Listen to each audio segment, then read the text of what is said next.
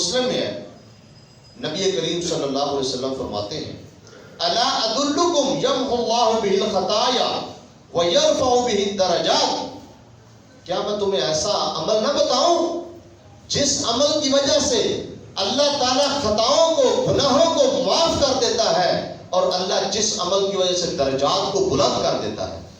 صحابہ کرام بے تاب ہو گئے۔ صحابہ نے کہا جی کیوں نہیں یا رسول اللہ، ضرور ہمیں بتائیے۔ تو آپ نے فرمایا اسباغ الوضوء علی المکارہ، آپ فرماتے ہیں کہ مکمل وضو کرنا ناپسندیدگی کے باوجود، آپ کا دل نہیں چاہتا کہ آپ اپنے جسم پر پانی بہائیں، لگائیں، اس کے باوجود مکمل وضو کرنا۔ مکمل وضو کا کیا معنی؟ اپنے اعضاء کو مقدار کے اعتبار سے بھی مکمل دھونا اور تعداد کے اعتبار سے بھی مکمل دھونا، تین مرتبہ اپنے اعضاء کو اچھے طریقے سے مل مل کے دھونا، یہ ہے مکمل اسباغ الوضو۔ تو آپ نے فرمایا یہ اسباغ الوضو، وضو کو مکمل کرنا، حالانکہ دل نہیں چاہتا۔ انسان جب سردی ہوتی ہے تو دل تو یہی چاہتا ہے کہ بس تیمم کر کے نمازیں پڑھتے جائیں، پانی کو ہاتھ نہ ہی لگائیں۔ آج تو الحمدللہ ہمارے پاس سہولیات ہیں، گیزر لگے ہوئے ہیں، گرم پانی میسر ہے، مہیا ہے، یہ بھی اللہ کی بہت بڑے آسانی ہمارے لیے۔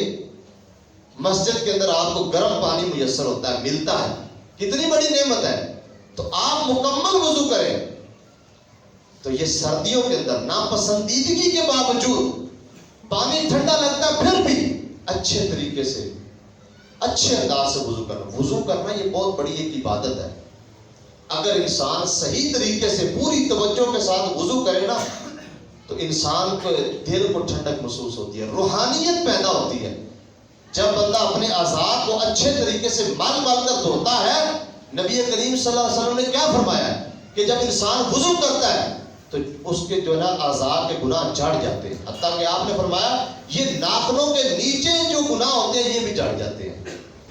یہ ایک عبادت ہے، یہ ایسے کوئی ٹمپریری سا کام نہیں ہے، یہ فضول کام نہیں ہے، یا ایک یہ جو ہے نا ایسے فارمیلٹی نہیں ہے، بلکہ آپ پوری توجہ کے ساتھ، پورے انہمام کے ساتھ، خشوع خضوع کے ساتھ وضو کریں۔ تو وضو کے اندر انسان کو وہ لذت ملتی ہے جب انسان کا ذہن یہ بناؤ کہ میں ہاتھ دھو رہا ہوں، میرے ہاتھوں پہ گناہ گر رہے ہیں، میں منہ دھو رہا ہوں، میں کلی کر رہا ہوں، میری زبان کے گناہ جھڑ رہے ہیں، میں چہرہ دھو رہا ہوں، میری آنکھوں کے گناہ جھڑ رہے ہیں۔